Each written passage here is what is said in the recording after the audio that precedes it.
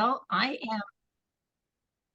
so as an introduction, so my name is Dr. Maria Hrdensky, and I'm currently the chair of the Department of Dermatology at the University of Minnesota.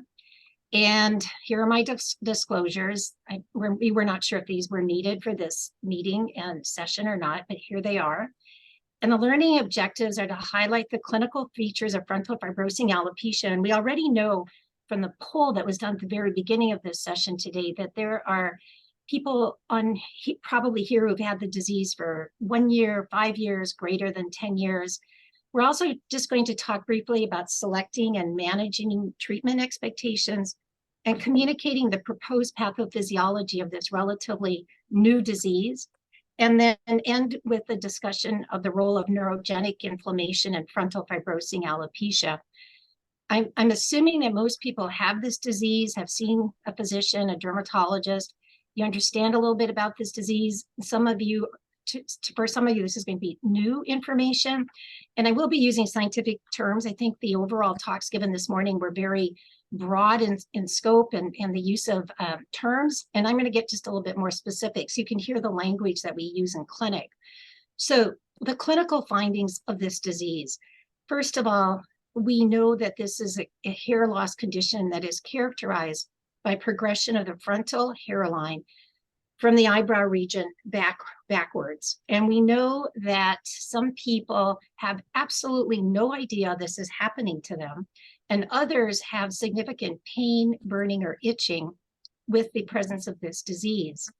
Another characteristic is the presence of these prominent veins. And of course, this is an exaggerated photo here, but when one looks at the veins on the forehead region in the middle and the left and the right, one can notice that in this particular case, the veins are depressed. They may also be neutral. They may also be raised. We know that our colleagues right now at the University of Sao Paulo in Brazil are looking at what is going on in the skin in these regions. And we also know that this disease is characterized by these flesh-colored facial papules, which are very hard to see, but with angled light, they become very apparent. And some people have many of these and others have very few. So in this particular slide, we note, or I note, that initially it was primarily postmenopausal women who were reported to have frontal fibrosing alopecia. And we now know that this is a disease that can affect premenopausal women as well as men. And we also know that this is a disease that can affect the area behind the ears and even the posterior scalp. So it's probably only a matter of time, perhaps, that the name will be broadened or changed, because there are those individuals who have the disease along the frontal hairline behind the ears and the back. Eyebrow involvement is very common. And as mentioned earlier, there's that forehead vein prominence or depression, these papules. And I'm going to take us another step further. You heard earlier today about trichoscopy and pathology. And I think it's important to understand what's going on in this disease, where today you also heard there isn't a lot of research going on, where the treatments are still off-label, where there's still need for a lot of clinical research. So I'd like to just start with a very basic picture of the hair follicle. So when you do a biopsy, like Dr. Farah discussed, you have this biopsy in a vertical section on the screen, and you can see the hair follicle going way down into the fat. The fat's down at the bottom, and you see all that white area. That is that subcutaneous fat. And then in the upper third, you can see these globules. Those are your sebaceous glands. And in that area is where the stem cells lie. They lie between where the sebaceous gland inserts into the hair follicle. So this is very normal. And if you do a cross section of a scalp in someone who has a normal scalp, you're going to see follicular units. So here you can see that most of the follicles are what we call anagen hair follicles. They're in groups of 2 or 3, and they're very uniform in size. And every so often you'll see something smaller, like at 6 o'clock. And that's going to be a telogen fiber, but no hair cycles. Now, when you start to look at frontal fibrosing alopecia, if you use trichoscopy, like you see here on your left, you see perifollicular scale. So you see the scale hugging the hair fiber as it comes out of the skin. If you biopsy that region, you're going to see what you see here on the right. And recall, here you have these beautiful donuts, these follicular units, and just take a look here. It's not the same magnification, but you see like 1 unit, you see 2 units, and you see all these blue dots in there. That is inflammation. And that inflammation is in that stem cell region, in that area where the oil gland inserts into the hair follicle. And that's where that permanent injury is occurring. And to this day, no one really knows why that inflammatory reaction is targeting that particular region. These are some of the tools that your dermatologist might use when he or she looks at your scalp. So on your left is a picture taken with a dermatoscope. And you can see those hair fibers coming out. You can see in this particular real life picture, there's perifollicular scale, but you also see telangiectasias, those little red lines in there. So this would be a picture of someone who's been using a topical steroid far too long. And so they're starting to show some changes from the use of a topical steroid. So an expectation here would be to think about using some other types of anti-inflammatory medications. You can also see these white dots, and that goes along with scarring. So this is a classic picture of someone with frontal fibrosing alopecia. And then let's talk about nerves. There are a lot of nerves around the hair follicle. And just this past week in clinic, there was a patient who's been so stable with her frontal fibrosing alopecia. It's just been remarkable. We never get anyone down to like a 0. There's a scale called the lichen planopilaris activity index, which we use in clinic for frontal fibrosing alopecia too. And we can get patients down to like 0.33. And then something just happened that got that disease to flare. And it was like but the health was good. There were no new medications. And then as time passed in the clinic, the patient started to describe a very stressful event where she was stopped by the police and detained, and there were all sorts of things that went on with that. And it's like, okay, does stress play a role in this disease? Can stress aggravate this disease? Can stress aggravate any disease? Well, if you look at the anatomy of the hair follicle, and I'll just share that with you, you can think in your mind that perhaps nerves and what they release could aggravate this disease. So on your left in panel A are what are called, everything in green here are your nerves. And they're around that middle part of the hair follicle where this disease strikes. And in panel B, you can see the bottom part of the hair follicle, and you can see how the nerves come around the bottom part of the hair follicle and then go up. And you can also see in panel C that there's a nerve that goes right into the hair follicle into what's called the dermal papilla. And this is a picture that one of my colleagues, Dr. Marna Erickson, did several years ago, which won an award, done with microscopy called confocal microscopy, that shows in this bulge region in green there, those are the nerves innervating the hair follicle in that region where this disease, frontal fibrosing alopecia, occurs. And in red, you see the vasculature, the red markings here. So what is this disease? So Dr. Cassard, who is from Melbourne, Australia, and he's still very much alive, and had the opportunity to meet him earlier this year in 2024.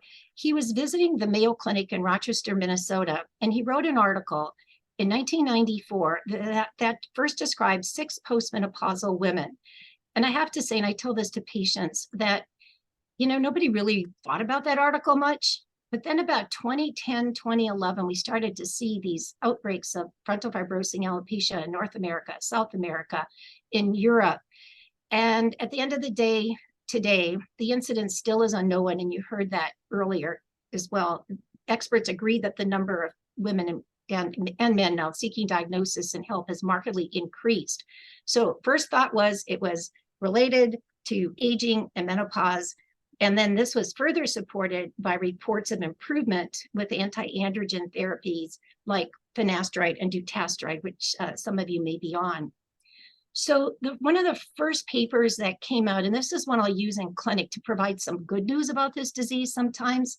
So the first author, Sergio Vano Galvan, is from Madrid, Spain, and he is passionate about frontal fibrosing alopecia and hair diseases.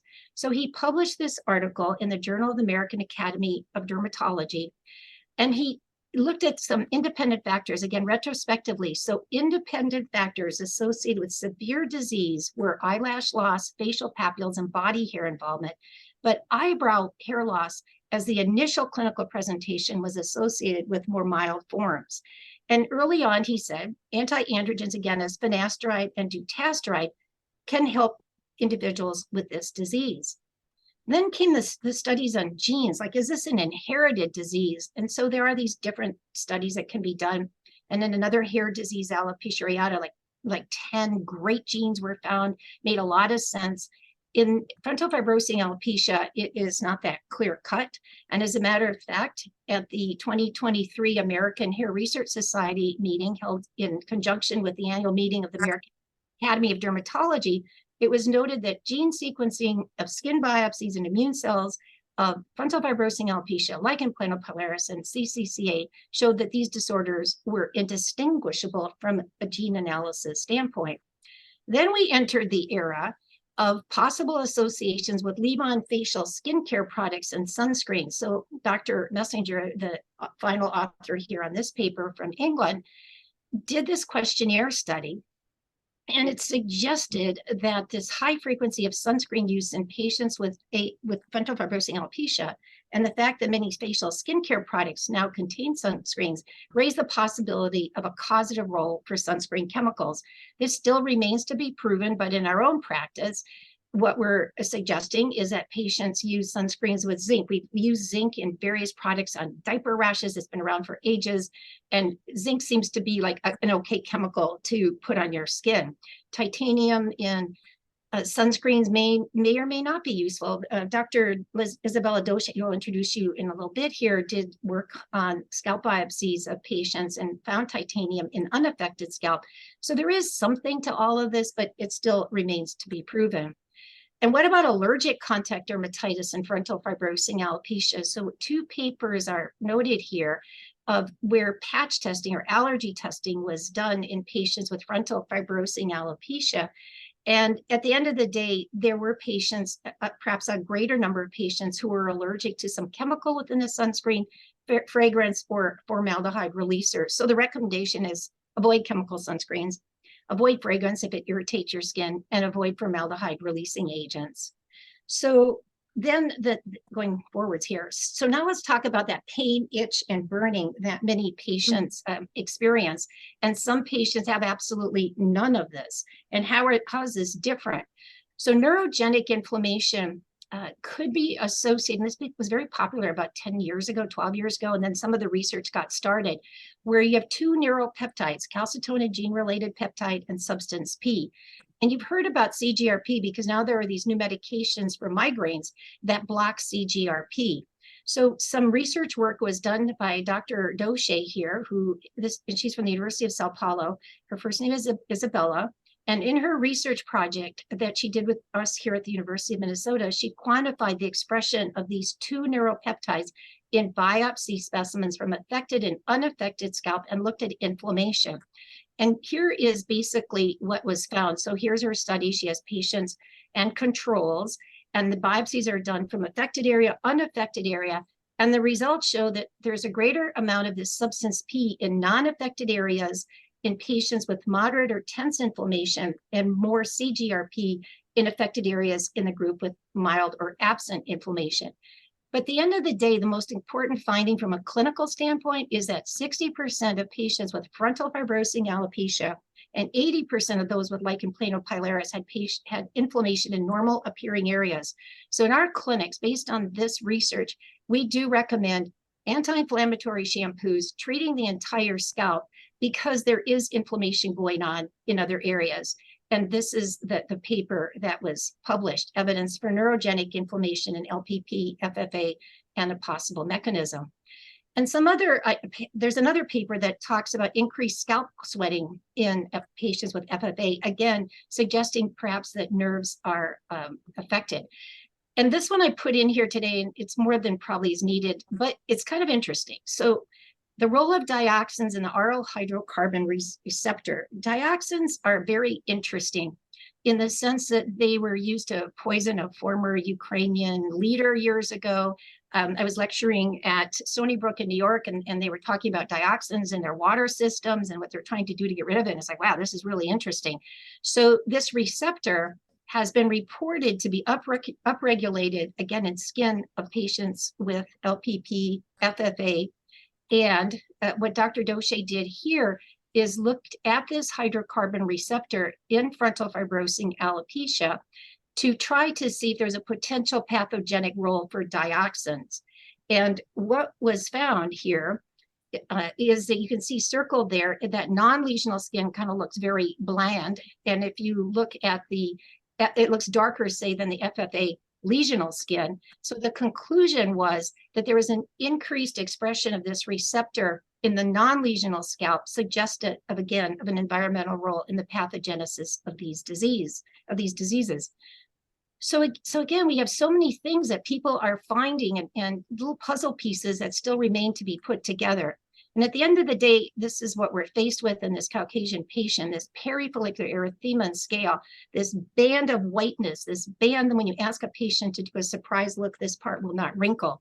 So when we come to treatment, the tier 1 treatments you already have heard about earlier today, high potency steroids. There is a debate about intralesional steroids. There are some people, including some people that, which could be here in our panel discussion, who don't recommend intralesional steroids. Our experience was through the pandemic that if we did not use intralesional steroids in some patients, they really flared. It was a very hard time for some patients. We use those topical non-steroidal anti-inflammatory creams, tacrolimus, Protopic, pimecrolimus, Elidel. We use photobiomodulation. We can use now a topical JAK inhibitor, and I'll talk about that in a little bit. And then if you don't win with those, you go to tier 2, which could be those low-dose antibiotics, which we talked about earlier today, hydroxychloroquine. And then tier 3 treatments are going to be oral immunosuppressive agents, cyclosporin, Celsep, prednisone, oral PPR gamma agonists, JAK inhibitors, methotrexate. There are patients, and I have to say my physician patients who have frontal fibrosing alopecia are the most challenging because they want to be on everything. And it's weighing that risk-benefit ratio and everything. So let's just talk about JAKs briefly, because there's so many diseases right now in medicine that are being addressed with a JAK inhibitor. And so you need to understand a little bit about JAKs. What you really need to understand from this slide is that there are 4 JAK receptors. JAK1, and when people make medications against these JAK receptors, the ones that are out there is one is a JAK1, JAK2 inhibitor, one's a JAK1, JAK3 inhibitor, and then we also have ones that are like a TYK2, JAK1, that's the 4th one. So you have JAK1, JAK2, JAK3, and TYK2. And various combinations of these have resulted in new medications that have been tested and are being tested in treating inflammatory conditions. And there are 2 now approved in the United States for alopecia areata, but we do not have that kind of clinical trial depth that's needed for frontal fibrosing alopecia.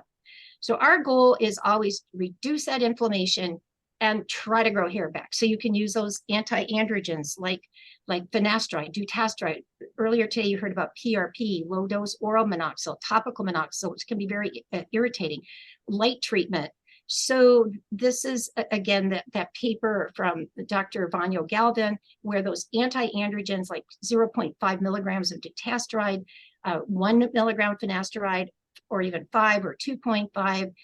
And when people have looked at these in clinical practice, it's thought that this approach can really benefit a subgroup of patients. Low-dose oral minoxidil, we're talking about doses in women of 0.25 to 1.25 milligrams daily on average. And for males, it tends to be a little bit higher. And again, this is going to help grow hair in areas where the follicle has not been completely destroyed. And also if there's thinning hair going on, that this therapy and this approach will work. What's light treatment all about? So this uses primarily red light. Some devices have red light and LED light. And the exact mechanism is not known, but the FDA, our Food and Drug Administration, has cleared these devices for skin types 1 through 4. There's a study that was finished here recently in skin types 5 and 6, and it seems to work very well as well. If you look at the devices and you look where this disease is, you have to think about if you're going to deliver the light, how are you going to get it best to the skin? And sometimes the comb is the best. This is what happens with PRP that was alluded to earlier. So the blood is drawn, it's centrifuged. The patents are on many, many different types of centrifuges. Then you remove the platelet poor part, you resuspend the platelet rich part, and then you inject into the skin. Our focus is actually on trying to figure out what growth factors give you the best result. Dr. Lasoko talked about pictures. We use a lot of photography to figure out if what we're doing is working, because hair growth is so slow. So we use this hair metrics device, which magnifies 15 times, and we put it on the scalp, and you can get a picture then of different regions. And we tend to study the frontal, mid, and vertex scalp, the temples, and the back of the head. And so those pictures are on the screen. They can be shared with the patient, and we monitor our progress periodically based on what we've just introduced as a new treatment or if we've changed anything. We value global photography greatly. And in this kind of picture, what we try to do is measure from the glabella to the frontal hairline. And success with frontal fibrosing alopecia can be stabilization of that frontal hairline, stopping it from regressing. But sometimes, it's still moving back in the temple. So we try to be as quantitative as we can. Earlier today, you heard a comment that frontal fibrosing alopecia is a variant of lichen planopilaris. Well, that makes it really tough to do studies on, because when you start to look in your electronic medical record, then you have the same diagnosis code. So on your left, you have a picture of lichen planopilaris, and on your right, frontal fibrosing alopecia. And some patients have both conditions.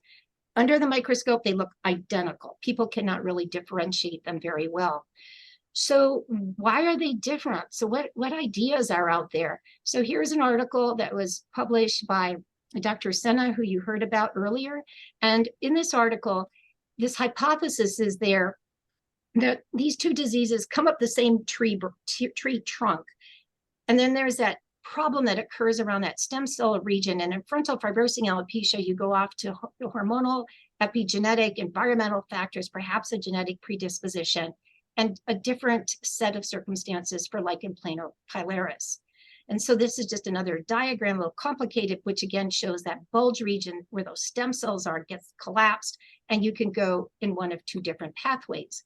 Dr. Isabella Doche's work would suggest that if you start at the top where you have genes, dioxins, environmental things, then you have sebaceous gland stem cell impairment. You reduce this PPR gamma, and then you reduce one of the neuropeptides called CGRP, you lose nerve fibers, you increase another neuropeptide, and you have inflammation and fibrosis. So there are a lot of ideas out there that need to be still locked into place. And so I'd like to just conclude with this need for a specific, distinct frontal fibrosing alopecia code and share with you what a very talented group of people did in 2023. Everyone knows this incidence is increasing globally. However, I was in India a couple of weeks ago, and I asked the question in India, like, how much do our Indian colleagues in dermatology see frontal fibrosing alopecia? And they said not very much. So we're not sure if they just are not recognizing it. We kind of doubt that, or it really isn't as present there as much as it is in Europe, South and North America. So what this group did is, and I'll share with you who they were, the proposals were due. Coding changes go actually to the CDC, which everybody heard of during COVID, but they go to the CDC. And then in March 8th, there was this coordination and maintenance committee meeting. There was this deadline for receipt of public comments. And if approved, then the new code for FFA would be out there in October. And that is actually going to happen. And so with the support of the ScarringAlopecia Foundation, the American Academy of Dermatology, and these very talented individuals, the four people on your left were all medical students at the time this was done. Dr. McMichael, you heard of, and now I think all four actually are dermatology residents. And I'd just like to end with a final note, and it was brought out earlier today too. So the psychological aspects of frontal fibrosing alopecia and treatment, and that is managing patient expectations. So it kind of all starts with, what is this disease? Why did I get it? Is there anything else associated with it? Describing the treatments, the risks and benefits of the treatments, and then for a patient deciding what they want to do. Dr. Elise Olson from Duke University has started a 5-year study monitoring patients longitudinally who have FFA, just like in clinic, the real life experience, and now increased that to 15 years. And one of our patients decided not to do anything, and the outcome was not good. Most patients, as they come back at 5 or 6 years for us to take a look at them, are stable. They're stable on medical treatment. Some are doing very well because they have gone onto those hair growth promoting agents. So in conclusion, I've taken you on a whirlwind tour of frontal fibrosing alopecia, but I can tell you this is pretty much what we share with all of our new patients in clinic. So thank you for your attention, and I'm going to send this back to Natalie.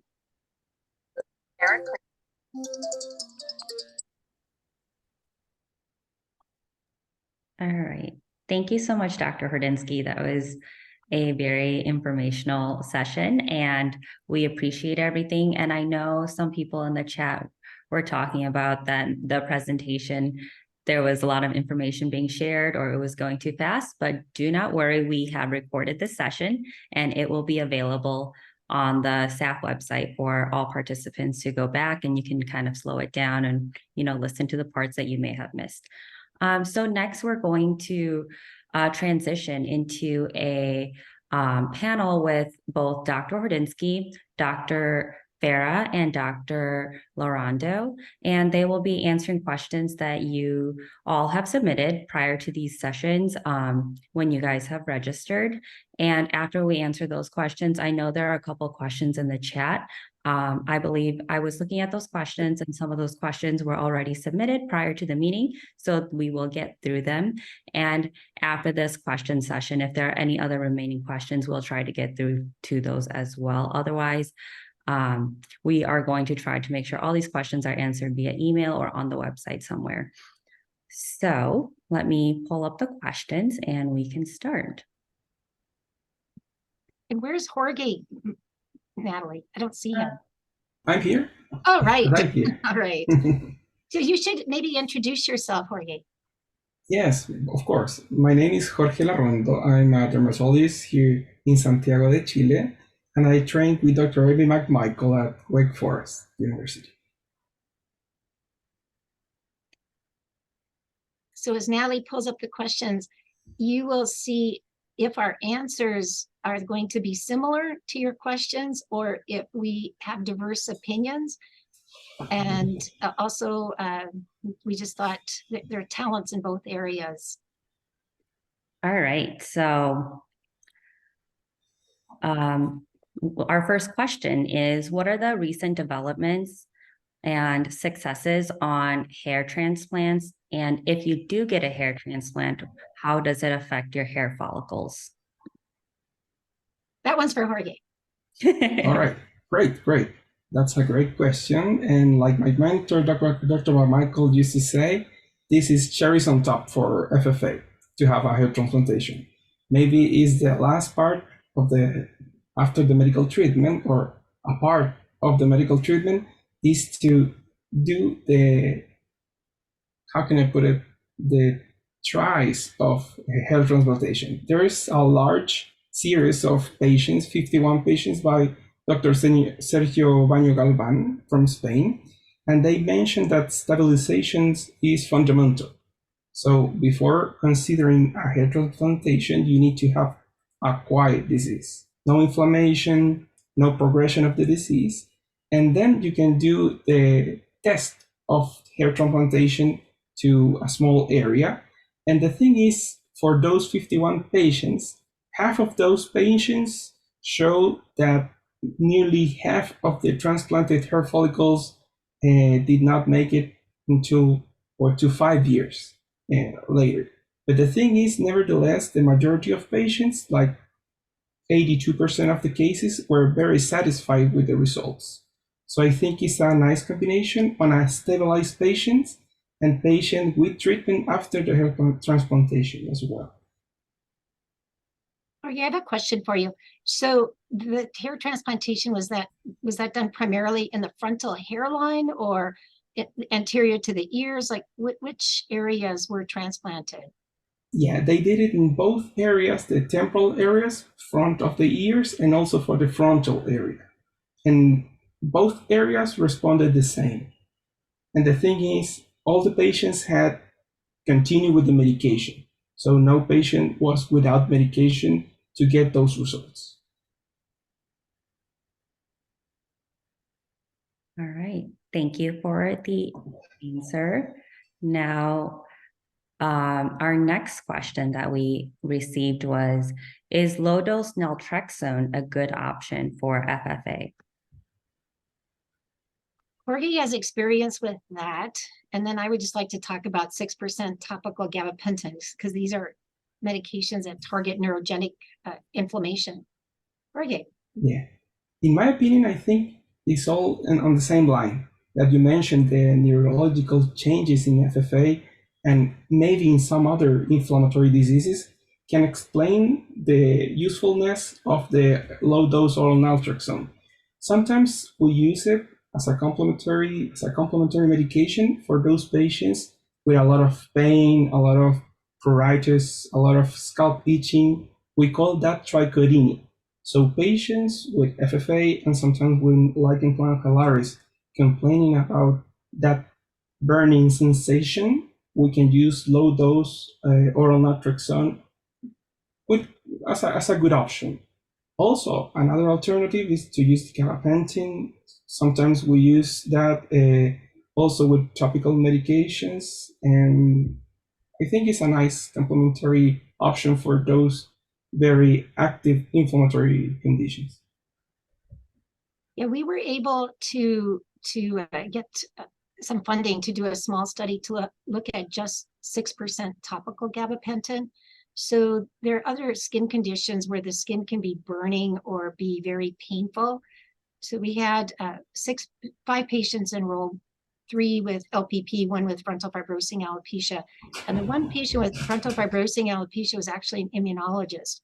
So it was very nice to have that type of patient in the study. And the patient had to have symptoms before coming into the gabapentin study. That was the only thing they could use. They could put 1 milliliter onto the solution twice a day. And it was very interesting because 4 of the 5 patients experienced reduction of symptoms, and the majority showed actually some enhancement of hair growth. So there's something there to addressing neurogenic inflammation. For sure. All right. I just, before we move too far from hair transplants, I know it was the previous question, we did get a clarification question in the chat asking if you were stating, Dr. Lorando, if hair transplants can or cannot successfully be performed in scarred areas or not. Sure. I think they can be an option, but for patients with a stabilized disease.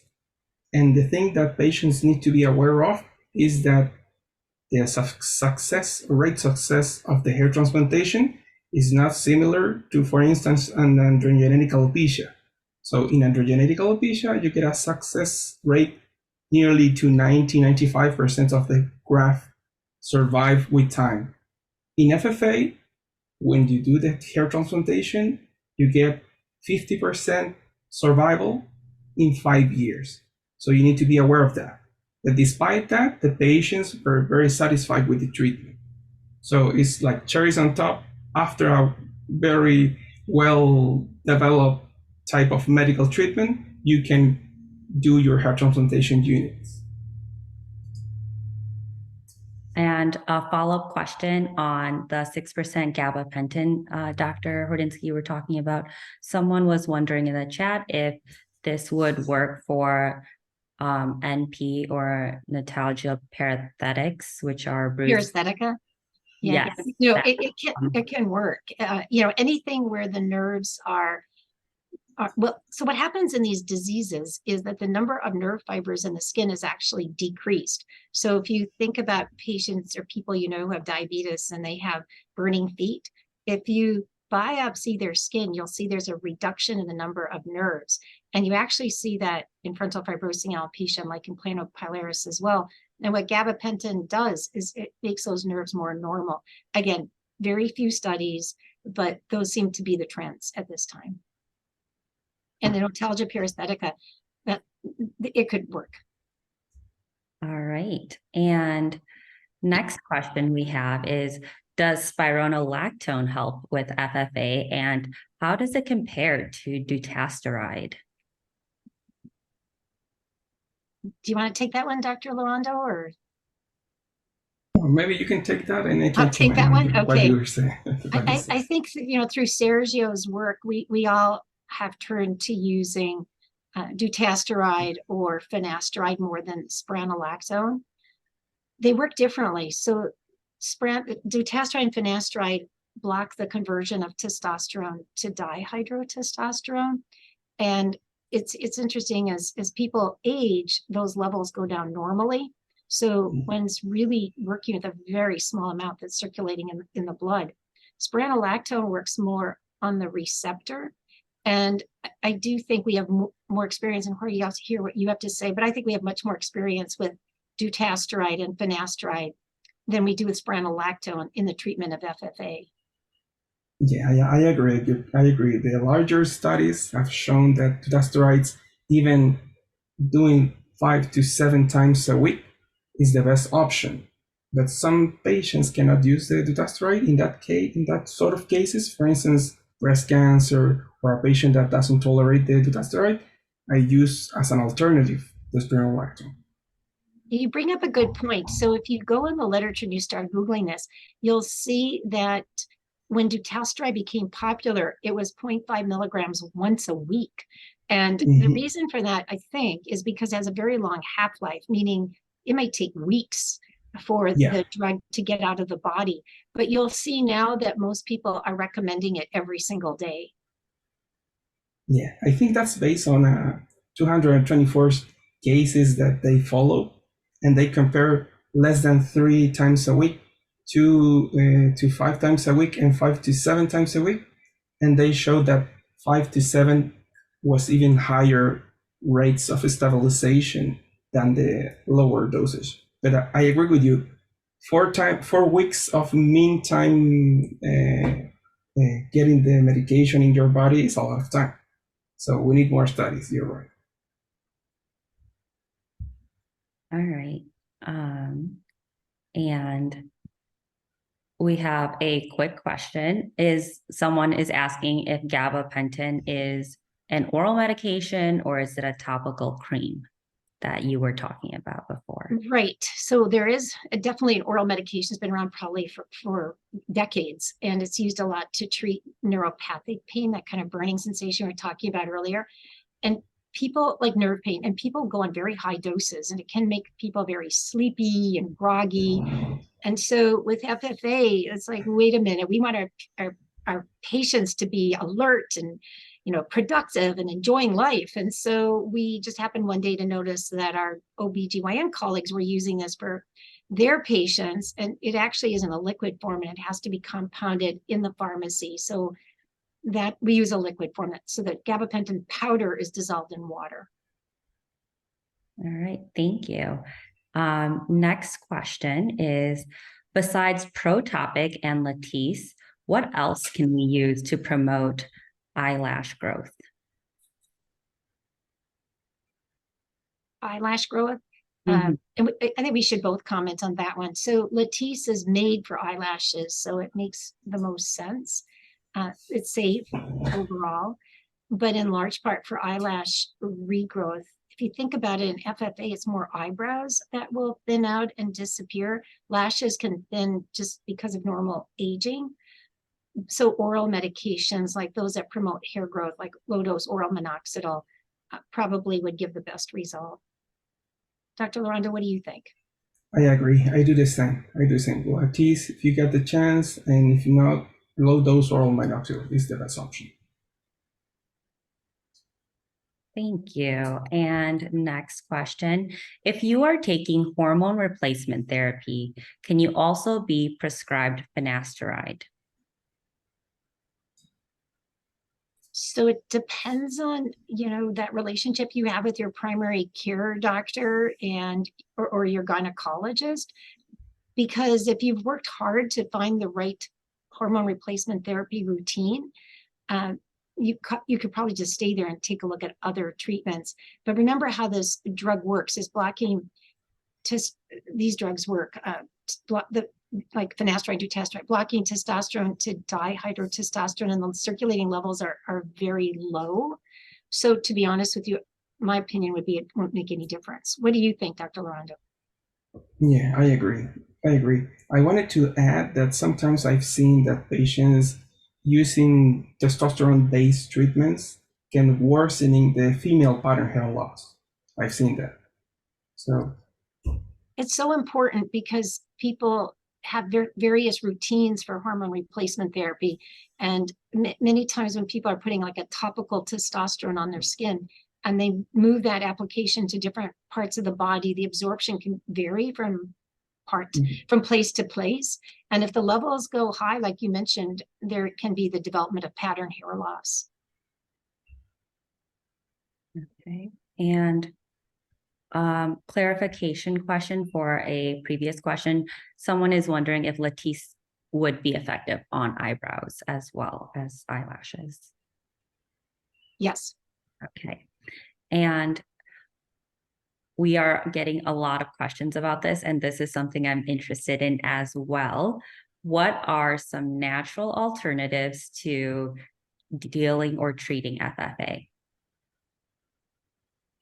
You want to start, Dr. Lorando?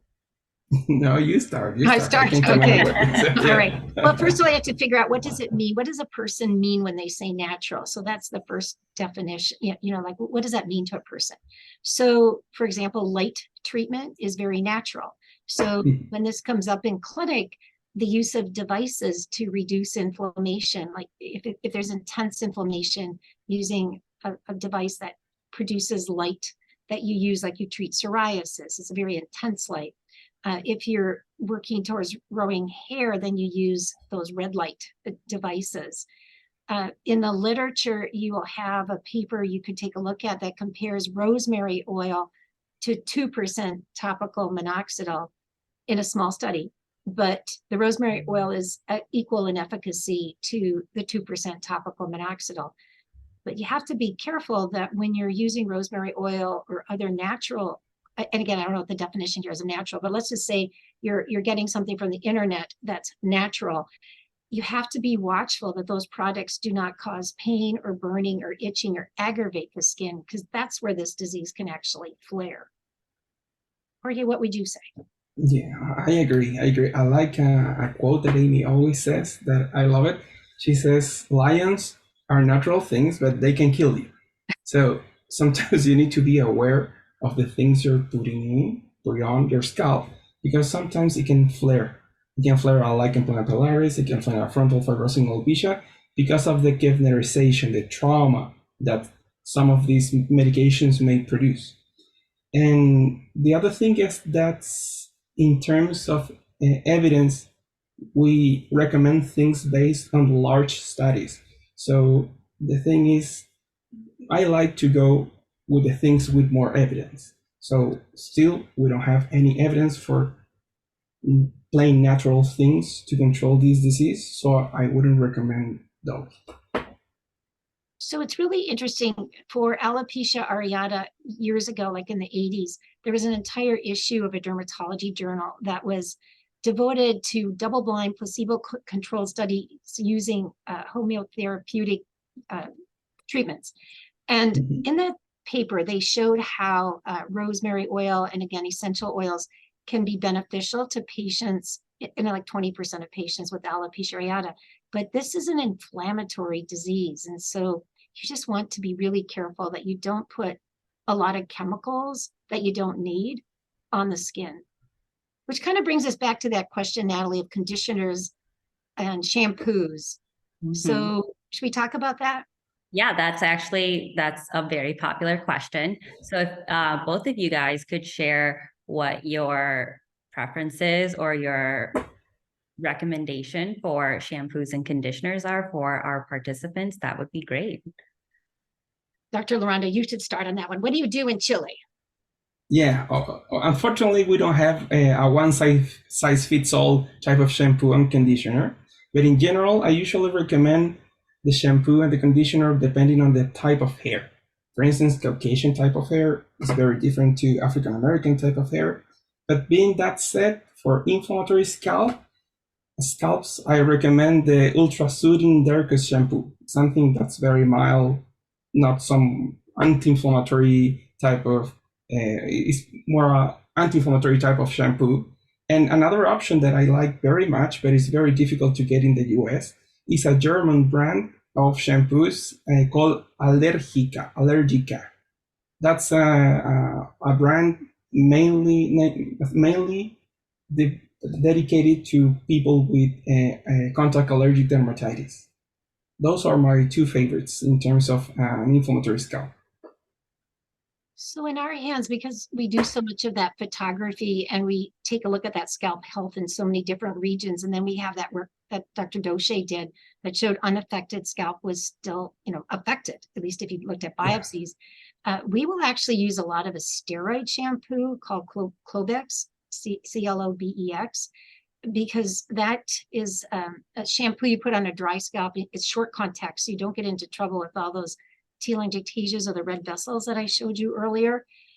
And so we use that a lot in patients who really struggle to keep inflammation under control.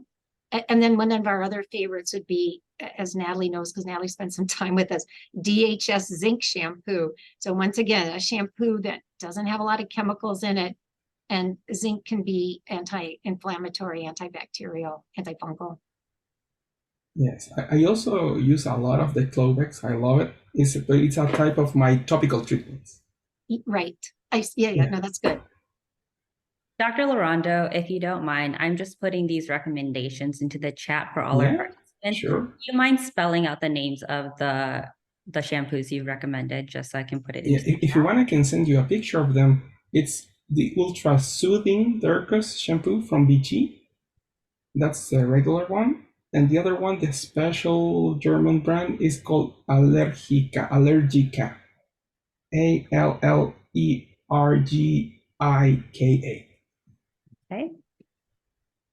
And the DHS zinc is over the counter, and it's actually easily purchased on Amazon. That's actually the easiest way to get it. And okay, is Ultra Smooth BG, that's the name of the shampoo, and Allergica is the company, is that correct? No, Allergica is another company. It's made for contact allergic dermatitis type of patients. Okay. All right.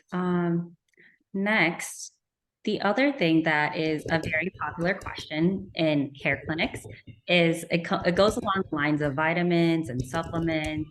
And we touched on rosemary oil, but first let's open with if there are any vitamins or supplements that you would suggest for bringing down any inflammation, and would things like black seed oil, turmeric, and ginger help?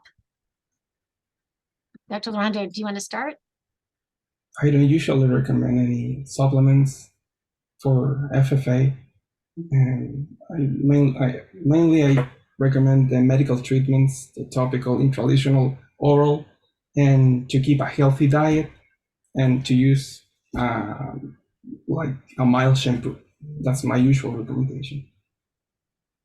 So we follow that too, but we do on that first visit, we do get baseline labs. So we do want to know if there's any issue with nutritional status. Basically, the people that surround me in clinic talk about hair and building blocks for good hair growth. So we always want to check to see if someone's anemic, if they have low iron stores, if their vitamin D is low. Sometimes we check zinc, we check thyroid, we'll check those hormones. So we get a baseline, but we will recommend supplementation, say with vitamin D or with iron, only if the lab data says that that's what needs to be done. Sure. I mainly do that for telogen effluvium, like to try to find a cause. And we'll do it in most hair conditions, just because we then start turning to those medications that start to promote hair growth, whether we're talking about low-dose oral minoxidil or we're talking about a JAK inhibitor. As we move and march up the ladder, then we tend to do a little bit more laboratory work. That's great. I'm going to copy that. And now the question that many people want to know about, and again, we get this question a lot. What about Nutrafol? Well, Jorge, do you want to take that one? You gave me the right. I'll put it back to you. Yeah, I'm going to tell another story that we share with Dr. Michael. We used to categorize therapies in terms of gold, silver, and metal, like metal, bronze, silver, bronze, and gold, metal. So the thing is, with medical treatment, with the higher evidence, it would be like our gold medal for the patient, for this disease. Nutrafol, would be something like to add a bronze medal for the hair loss, like for general hair loss. So we usually recommend the patient, please, gold medal, silver medal, or these are very well established medications. And if you want, you can add a bronze medal like the Nutrafol. I think that's very nice, a nice way to present it.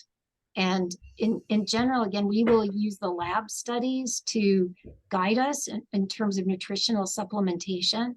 And when people ask us about the cost of Nutrafol and they're struggling to pay what it costs here in the US, which is what I think $80 or $90 a month, something like that. And for, people can try it and see if it makes a difference. And when you try something, you try it for at least 4 to 6 months. And if you notice a change, that's great. If you don't, it's probably not worth pursuing. And the same goes for medical treatment. Exactly. You're absolutely right. All right. And now we're going to talk about a little bit of a different topic here. So we had a question here about whether using medications like Wellbutrin, if that has any correlation with hair loss. So Jorge and I looked at that question with Natalie, and we asked Natalie to take a look at the literature, because we all do feel in clinic that sometimes the antidepressants can be associated with hair shedding, but there could be so many reasons. So Natalie, you were going to share the article. Yes, give me 1 second here. But remember, hair shedding can occur for so many reasons. So we all have to be careful about blaming a medicine. All right. Do you see my screen, everyone? Yes. Okay. So this is one of the studies that I quickly looked up when we received this question with Dr. Loranto and Dr. Hordinski. And I know there are a lot of words and we don't have too much time, but in this study, they were looking at hair loss with different types of antidepressants. And the question we received was with Wellbutrin, or the generic name is bupropion.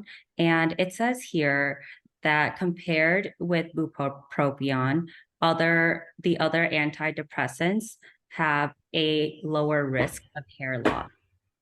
So hopefully that answers your question. And again, as Dr. Hordinski and Dr. Loranto mentioned, it could be very multifactorial. But to answer your question, yes, Wellbutrin does have a risk of hair loss. Thank you, Natalie. And next question. What percentage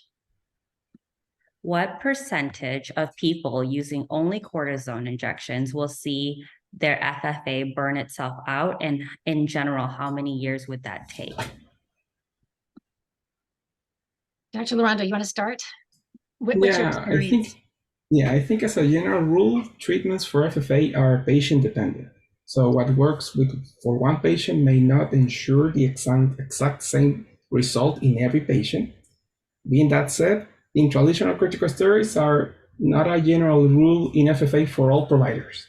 You mentioned that. Because the risk of atrophy of the disease itself usually stop us from doing a lot of intralesional corticosteroids, because the intralesional corticosteroids can also cause atrophy as an adverse reaction.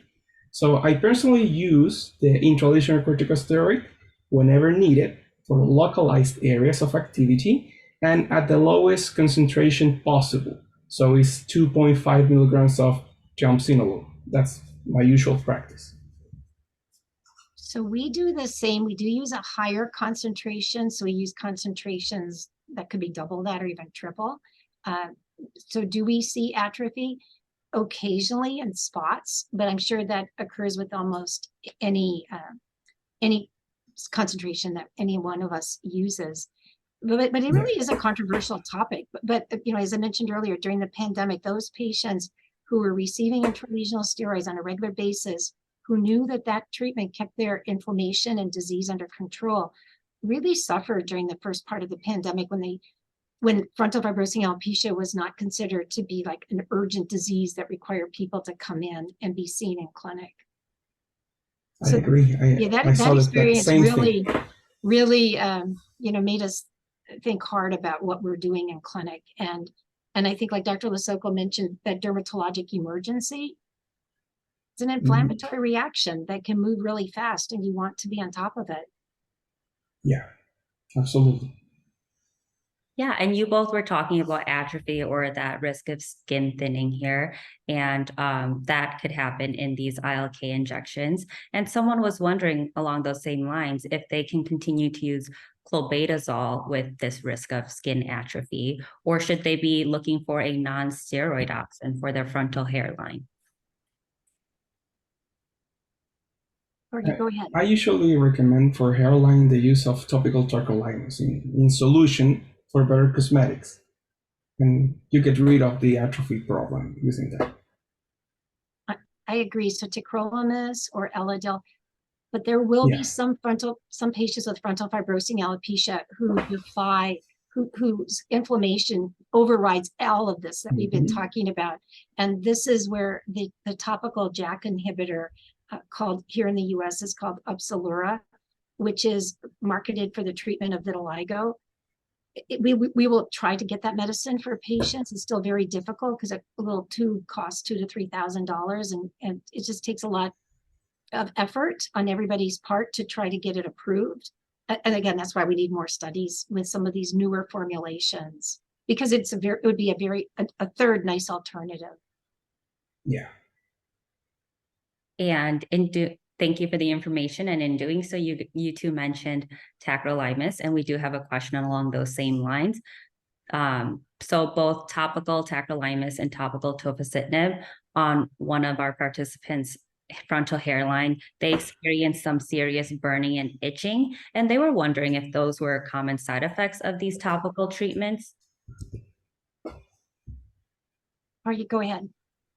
Yeah. For topical tacrolimus, we usually see a couple of days of itching and dermatitis. Sometimes we mix the topical tacrolimus with a mild topical corticosteroids to get rid of that effect, and then you continue with the topical tacrolimus. Another option, it could be to use the Elidel, like Dr. Hordinsky mentioned. And for the topical JAK inhibitors, up to 30% of patients can have an adverse reaction of irritation. So the goal is always try to avoid irritation. So, if there is a product that irritates the skin, there are others that could be prescribed. All right, thank you. And one of the questions received here says, there's currently a clinical trial at Mount Sinai in New York, and they are testing ritlecitinib for cicatricial alopecia, and it looks very promising. If and when this clinical trial is over, and if it proves to be effective, how long would you expect for it to take to go through the approval processes and have insurance companies cover it? So a couple of things. Natalie's going to show you a site because we didn't know the answer to that question, and so we had to go look it up. And if you're interested in clinical trials for frontal fibrosing alopecia, you can go to a site called clinicaltrials.gov, and Natalie will take us there and she'll show you, I think there are 9 trials that are on clinicaltrials.gov. And what that means is that they're not all open. So for example, we noticed that 2 of our studies here are on here. One never got off the ground because you need the resources like platelet-rich plasma for frontal fibrosing alopecia. There needs to be a commitment from somebody or sponsor of some sort to be able to do that right. But at least the institutional review board approval has been taken care of. And then another one at this site had to do with the topical gabapentin study, which is what we are actually putting together right now, the role of neurogenic inflammation and topical 6% gabapentin therapy in symptomatic scarring alopecia.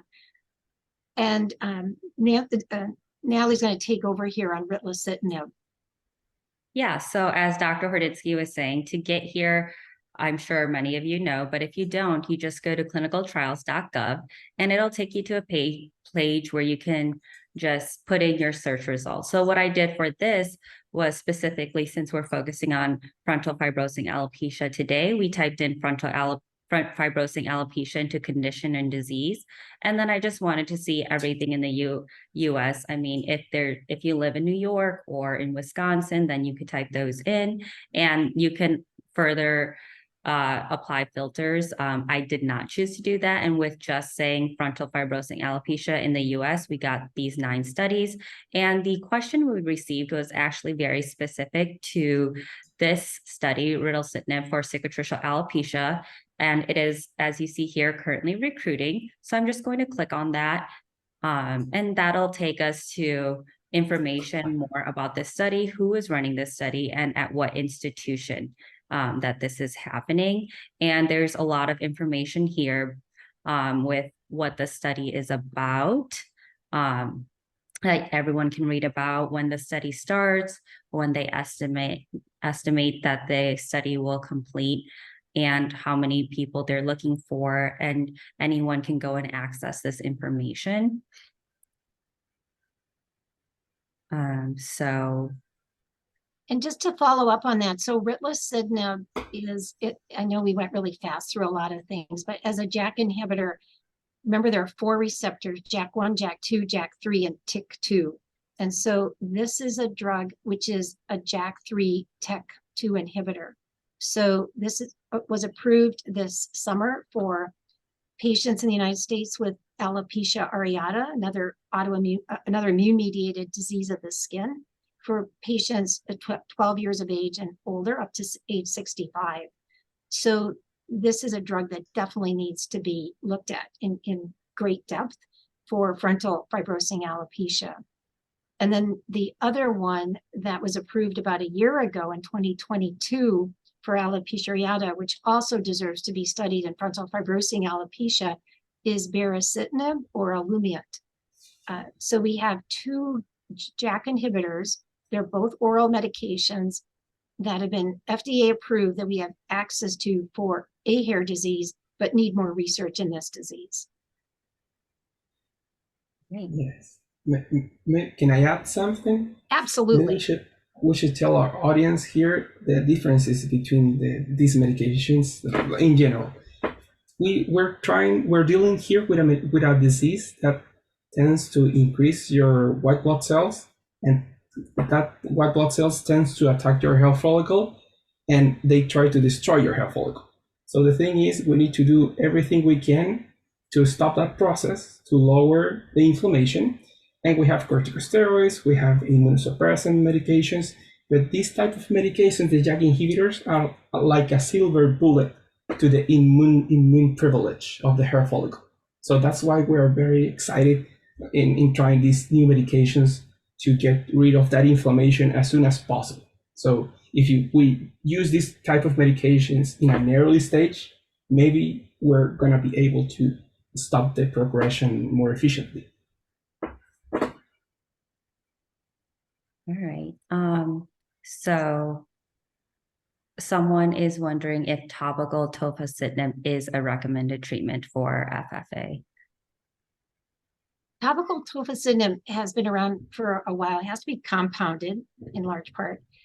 And while all these oral JAK inhibitor studies were going on, compounding pharmacies were making 1%, 2% topical tofacitinib, in, again, a different base. So sometimes they would use XYZ chemicals and other times some other base.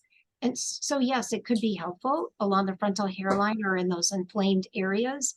But if again, upon application, if it's burning, tingling, or stinging, then you shouldn't use it. Jorge, what do you think? I agree. It's an option. Sometimes we got disappointed because of the absorption is not the same for every disease and in every place of the scalp. But I think we need more studies on that, but I think it's a good general idea to think that as a mechanism of action. All right, so it sounds like we have We have some oral options coming or being studied both with ritlecitinib and baricitinib. So that is something that we can all keep our eyes peeled for and kind of keep up with the literature for. And we were talking about some compounding, and we actually do have a question here about topical compounded formulas.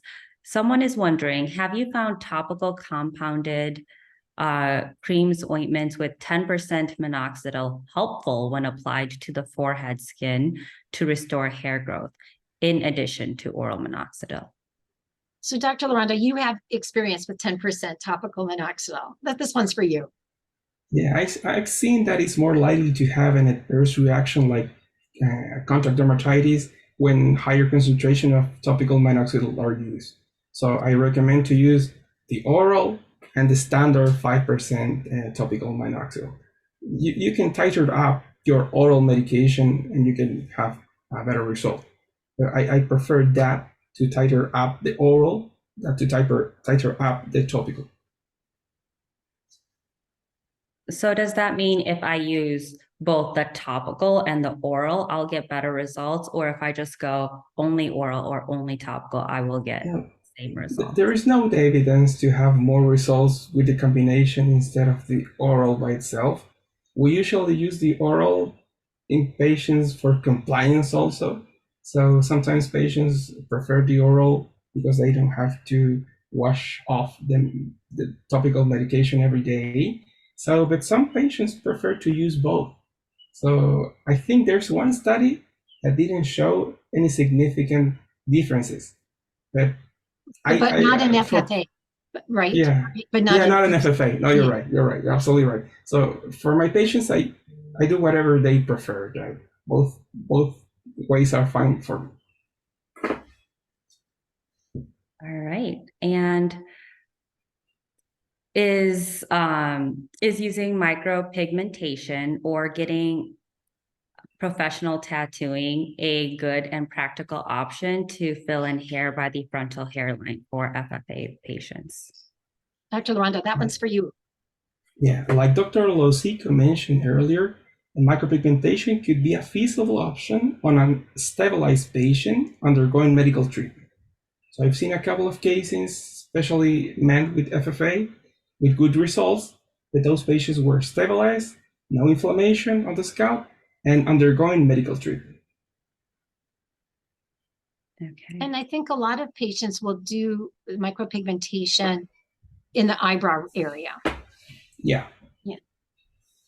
Do you have any concerns about that?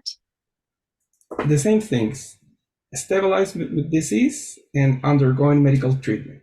Because with the trauma that can cause irritation and inflammation, you can get a flare-up of the disease. So I want my patients to be under treatment and with no inflammation if they're considering to do these type of procedures that I think it could be very helpful. And along those lines, we also have a question, and I know Dr. Hordinski, being in clinic with you, we get this question a lot. What are your recommendations on hair coloring or highlights for patients with FFA? So our philosophy has been to not irritate the scalp. So we already, know that normal scalp is not completely normal. So the less we put on the skin directly, the better. So we will but we will suggest that people have highlights done rather than a hair dye applied, which gets on the skin. So foiling, biolash, all those types of things will be helpful. I have to just get up here because the lights turn off automatically if you don't move around in this office. So Do you have anything to add? Regarding the coloring, I agree with Dr. Hordinski in every way. Yeah, we need to avoid irritation, we need to avoid inflammation. And that being said, a lot of my patients say, okay, I agree. But the thing is, between this coloring, which one do you recommend? I usually recommend in my patients here in Chile to use the Inoa brand of L'Oreal, because that's oil-based type of coloring, very mild in general for inflammatory scalp. If not, you can use the Shade CQ or the Lasertich brand. I think that's a brand from France. For my first one is Inoa from L'Oreal. Second, the Shade CQ from Redken. And the third option is the laser teach. So I think, Natalie, if we could put those in the chat, that would be great. Yeah, I'm going to write that down. Oh, perfect. Thank you, Dr. Lorando. Yeah, that's I great. appreciate it. And while he is doing that, we do have a couple more questions here. If I have LPP or FFA, is a facelift a safe option for me? Oh, that is such a great question. It's a very interesting question too. It depends on what one's trying to do with the facelift. And then it comes back, are fillers safe to do? Are chemical peels safe to do? If you're looking at cosmetic techniques for the face to get rid of the facial papules, what's safe, what isn't? We are starting to do like salicylic acid peels at a very low concentration for the facial papules. Yesterday, there was a patient in clinic who talked with her plastic surgeon, and they decided to do just like a very modified, smaller procedure rather than the one where you really pull back everything. Because again, it's trauma to the scalp, and you just have to be careful.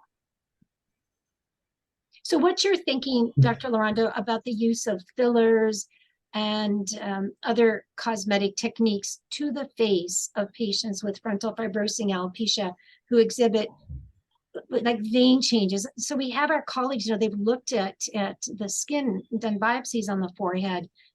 We know there's atrophy there. So what are your thoughts about some of the cosmetic aesthetic techniques that people use regularly? I recommend to proceed with caution. That's always Proceed with what I caution. always say. Yeah. And for instance, the facelift, there are reported cases of FFA and LPP after facelift surgery. So you need to be aware of that. Also, I think maybe it's because of the kidnerization that minor trauma can trigger some of these disorders. So that being said, we need to be careful with that. And with Dr. McMichael, I saw that she had a good experience and good results sometimes to use the low dose Nerim jack laser, the ND jack, at a lower fluencies, like I remember was like 13 joules, I think, 3 milliseconds, and she used to do that for the facial hyperpigmentation, and she also got good results in terms of inflammation. So sometimes we use that as an alternative for patients with FFA. Those are really good points. In the chat, there are actually some very good comments here about laser treatment, asking about Fraxel. And then some people are reporting, they got their FFA right after their facelift. One has to proceed with caution. There's also this question about Botox, which I always find very interesting, because in clinic, we measure that extent on the forehead by asking a patient to do a surprise look. And we measure from this part to where the hairline is now and what it used to be. So when someone has Botox, we lose that ability to monitor that. And then our patients who have migraines and FFA, they're getting Botox into their scalp. So personally, I have not seen complications from Botox, except for the inability to use one of our major clinical features in the examination. But what is your experience, Dr. Lorando? I agree 100% with you. I have the same issues. The surprise lift, you got rid of that if you use the Botox.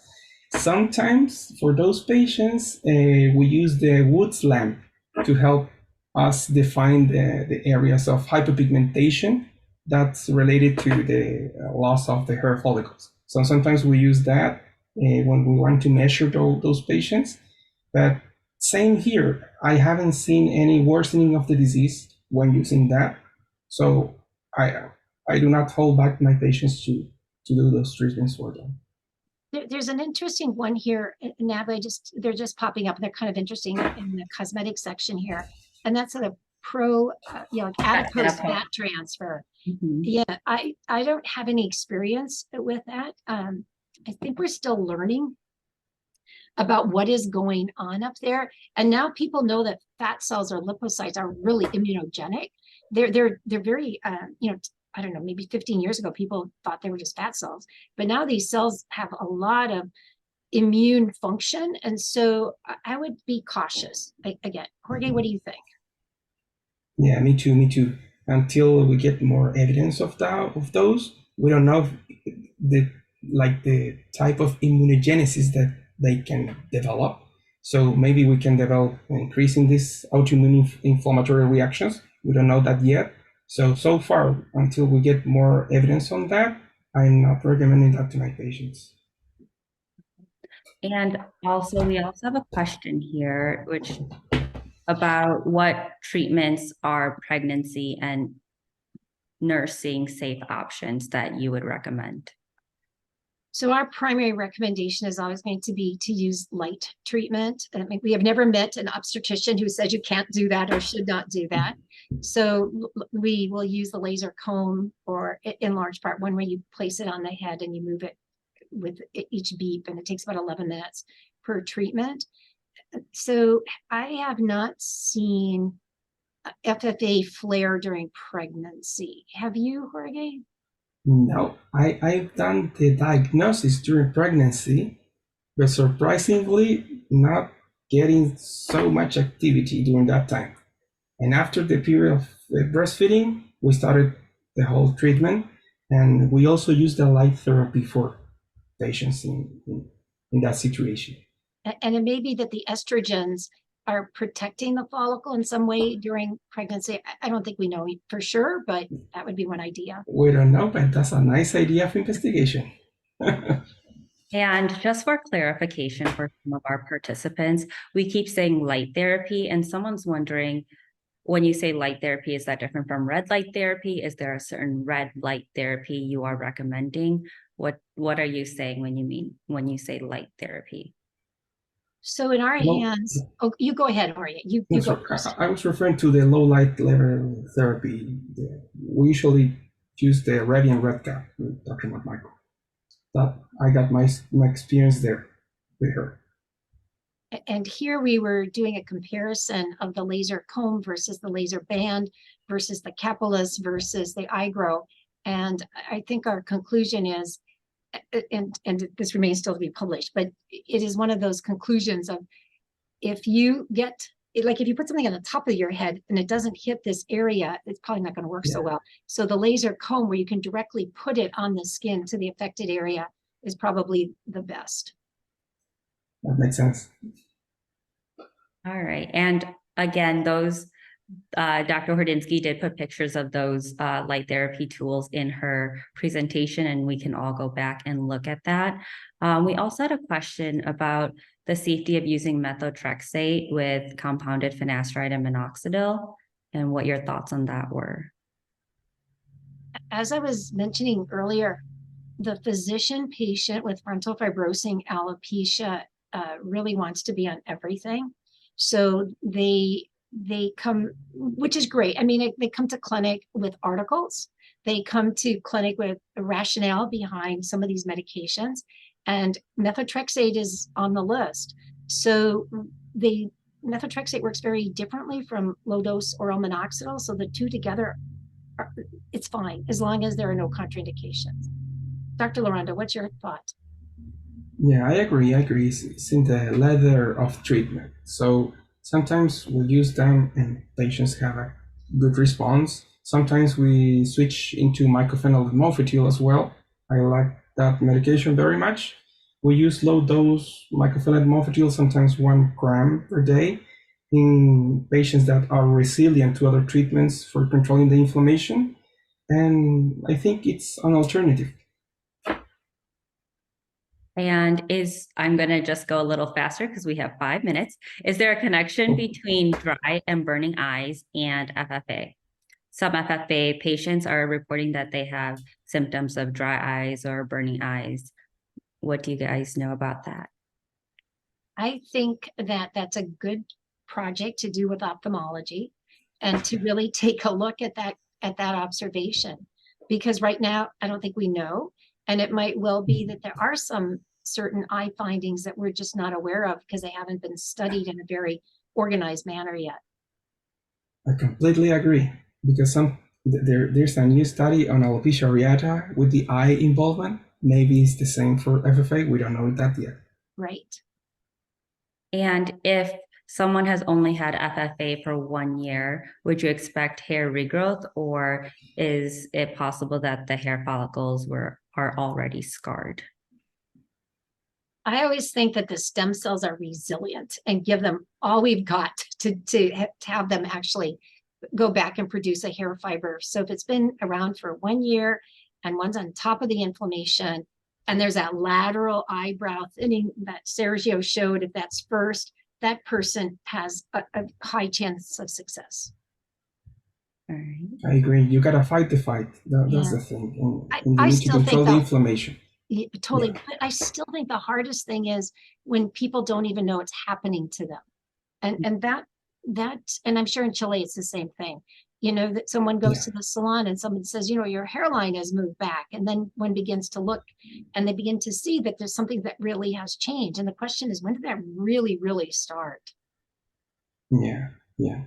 In here, I do a lot of trichoscopy, so sometimes I got very early cases with like still having bullous on the hairline, and on these patients we see like this acute damage to the hair follicle, like black dots, broken hairs, and mild inflammation and follicular fusion. And if you do your biopsy there, you guide it there, you get the disease. And if you are like early on your treatment and efficient on the therapy, you can get a rapid stopping of the progression. And I believe we only have time for one question and one more question. And I know I've gotten this question a lot, and it has to do with inflammation and what that means for an FFA patient. So if I have a lot of scale on my scalp, does that mean I'm still undergoing inflammation? And what are the symptoms that signify that I'm having a flare up? So, you know, inflammation is characterized by scale, and scale comes in various forms. I showed a trichoscopy picture earlier on. In this disease, the scale hugs the hair fiber as it comes out of the skin. So there are other forms of inflammation where there's a lot of loose scale on the scalp. So a person could have another entity called seborrheic dermatitis. There can be more than one thing going on. And, you know, maybe after Jorge responds, Natalie, you could talk about your hydrodermabrasion study to close things on technology. So, Dr. Lorando. Great. For me, inflammation, it means activity for this type of disorder. And I do an amnestic type of evaluation. We ask the patients if they have burning, stinging, uncontrollable itch. That could tell us about the inflammation. And then we use our examination to see if there is a scaling, and then our dermoscopic images to see perifollicular scaling, hyperkeratosis. That tells us that there is superficial inflammation there. Sometimes we can see redness around the hair follicle. That also tells us about inflammation. And sometimes we can see follicular fusion or broken hairs. That also tells us about inflammation. So that way is, for me, the correct assessment for our patients. It says here that the breakout room will close in 51 seconds. So Natalie, you should wrap this up with your hydrodermabrasion work just to give everyone the information about new technology. Yeah, so we have something called hydrodermabrasion, which is basically this suction. It's almost like an idea of like basically vacuuming the scale off your scalp using a very highly water vortex, and it kind of just cleans the scalp to kind of get rid of any scale. And we usually tell our patients, you know, a healthier scalp means less inflammation, and that can really help promote hair growth. So trying to kind of keep a healthy scalp. So using hydrodermabrasion is one of the newer tools that we're looking into more and studying more to kind of help with hair growth and managing disease symptoms. I don't want to talk too much there because I do want to apologize for not getting through all of your questions.